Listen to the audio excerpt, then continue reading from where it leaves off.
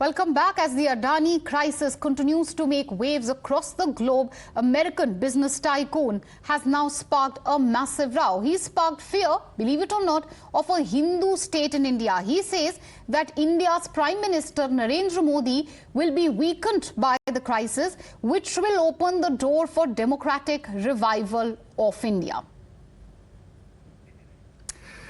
Reverting to India, Modi and business tycoon Adani are close allies. Their fate is intertwined.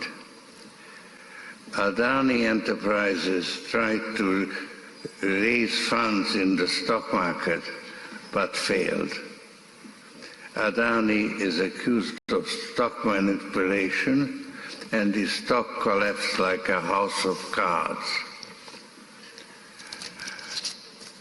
Modi is silent on the subject, but he will have to answer questions from foreign investors and in Parliament. This will significantly weaken Modi's stranglehold on India's federal government and open the door to push for much-needed institutional reforms. I may be naive, but I expect a democratic revival in India.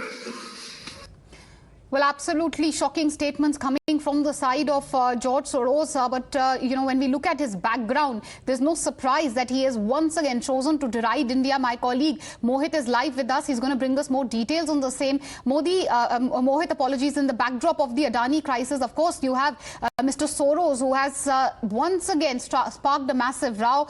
He's, of course, fear-mongering far as India is concerned. But there has been a pushback which has come from the side of the Indian government as well. The Indian government, the Ministry of Information's advisor has also fact-checked Soros, isn't it? Well, yes, in fact, you see, and there's a pattern in which what George Soros has said. If you remember, in 2020, speaking at the World Economic Forum Davos, he stated that he will be funding a $1 billion university to fight the nationalists, and which he claimed are creating an authoritarian government. And he referred to Putin, he referred to China, and he also referred to Prime Minister Narendra Modi. He stated that the biggest setback for the democracy is Prime Minister Narendra Modi. He also stated that. He also talked about the Kashmir issue. He also talked about that how Muslims are being persecuted in the country, and he also stated that now the government is planning to take away the citizenship of the Muslims in the country, and clearly it was seen that he was hinting towards the Citizenship Amendment Bill. So this is not perhaps the first time where George Soros has spoken about the internal matters of the country, and now while speaking at an event, he also stated that the Adani woes will bring the downfall of Prime Minister Narendra Modi, and he will have to answer in the Parliament and to the investors. So the questions are being raised by the government and the BJP that why exactly George Soros is so much interested in India,